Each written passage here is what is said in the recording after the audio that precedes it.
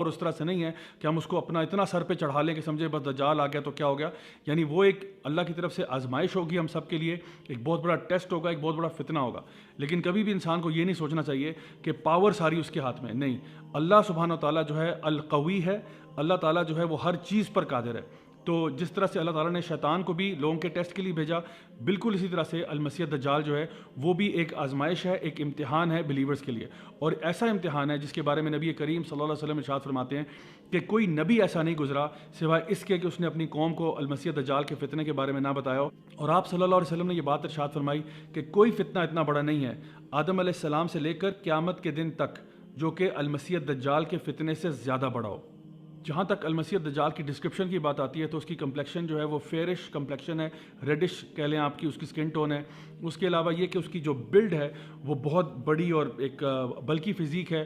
اس کے ماتھے کے اوپر کافہ را لکھا ہوگا جو کہ تمام مومنین جو ہیں پڑھ سکیں گے, چاہے وہ پڑھے لکھے ہوں یا ان پڑھ ہوں. دجال کی کوئی اولاد نہیں ہوگی, وہ مکہ اور مدینہ میں داخل نہیں ہو پائے گا. اور اگر ہم احادیث کا جائزہ لیں تو بات یوں سمجھ میں آتی ہے کہ لگتا ایسے ہے واللہ عالم کہ دجال جو ہے وہ ٹیکنالوجی کا بڑا ماسٹر ہوگا, کیونکہ آتا ہے کہ وہ زمین سے سارے خزانے نکال پائے گا اور وہ بہت تیزی سے ہوا کی سپیڈ سے ٹریول کیا کرے گا.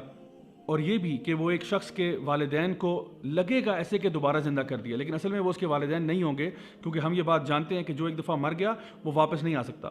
بلکہ یہ دجال جو ہے یہ شیطانوں کی مدد لے گا, شیاطین جو جن میں سے ہیں ان کی مدد لے گا کہ وہ اس کے پیرنٹس کا روپ دھار کر آئیں اور اس کو کنونس کرنے کی کوشش کریں کہ تمہیں دجال کی عبادت کرنی چاہیے.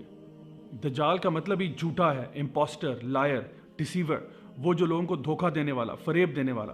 تو وہ ظاہر تو یوں ہی کرے گا کہ وہ انسانوں کی مدد کے لیے آیا ہے, لیکن اصل میں وہ لوگوں کے لیے بہت بڑا فتنہ ہوگا. صحیح مسلم کی ایک حدیث میں یہ بات ہمارے سامنے آتی ہے کہ تمیم الداری جو صحابی رسول تھے انہوں نے جا کر دجال سے ایکچولی ملاقات کی اور اس نے کچھ باتیں بتائیں اپنے آنے سے پہلے کی. ایک اس نے بتایا کہ سی آف گیلیلی جو ہے وہ ڈرائی ہو جائے گی, دوسرا اس نے بتایا کہ اسپرنگ آف زغر جو ہے وہ بھی ڈرائی ہو جائے گا, اور تیسرا اس نے یہ کہا کہ جو ڈیٹ پام ٹریز ہیں یعنی جو بیسان کے جو کھجور کے درخت ہیں وہ بھی پھل دینا چھوڑ دیں گے.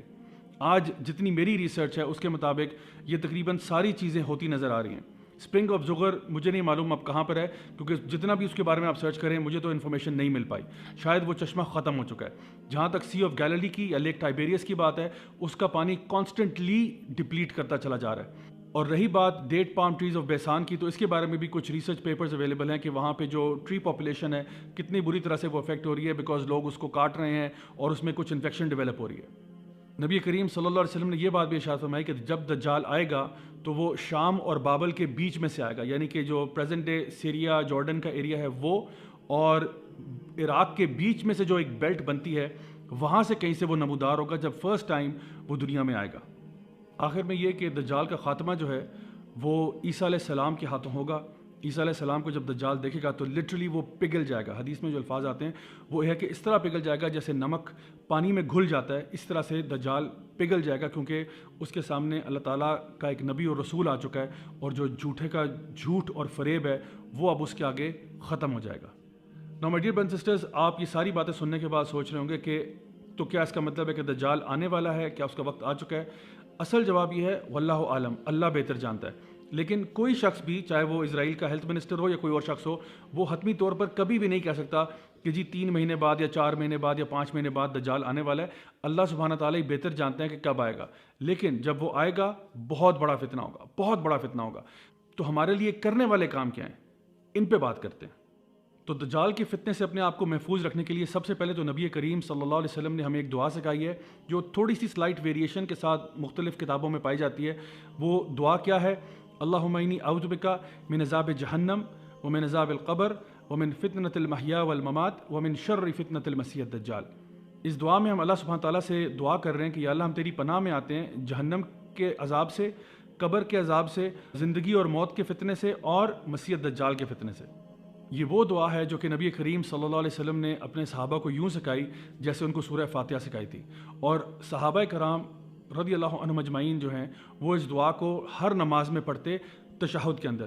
تو میری آپ سے آج کی پہلی جو گزارش ہوگی وہ یہ ہوگی کہ یہ دعا یاد کر لیں, اس دعا کو ہر نماز میں تشہد میں پڑھیں, چاہے وہ آپ کی نفل نماز ہو, سنتے ہوں, کچھ بھی ہو, یہ دعا آپ نے تشہد میں ضرور پڑھنی ہے. تو یہ تو رہی پہلی ٹپ.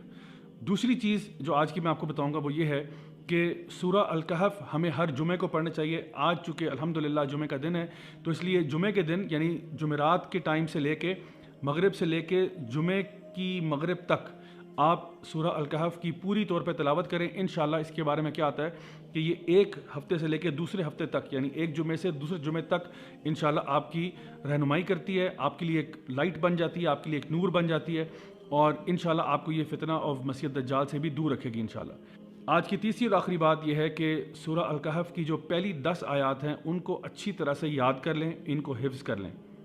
یہ اس لیے کیونکہ نبی کریم صلی اللہ علیہ وسلم نے اس کے بارے میں بھی ہمیں رہنمائی فرمائی ہماری, چاہے پہلی 10 آیتیں کر لیں یا آخری 10 کر لیں یا دونوں کر لیں تو زیادہ اچھی بات ہے. اور خاص طور پر سورہ الکہف جو ہے اس کو ترجمے کے ساتھ پڑھنا, تفسیر کے ساتھ پڑھنا, سمجھ کر پڑھنا, کیونکہ جتنے فتنے سورہ الکہف میں مینشنڈ ہیں اللہ ہم سب پہ رحم کرے, یہ سارے کے سارے فتنے مینیفیسٹ ہو جائیں گے جب دجال آئے گا. تو میری دعا ہے کہ اللہ تعالیٰ ہم سب کو اپنے حفظ و مان میں رکھے, ہمیں ہر طرح کے فتنوں سے محفوظ رکھے, چاہے وہ وبائی امراض ہوں یا وہ دنیا کے زندگی اور موت کے فتنے ہوں یا وہ دجال کا فتنہ ہو. Until next time, this is me, Raja Ziaul Haq signing off. Wassalamu alaikum wa rahmatullahi wa barakatuh.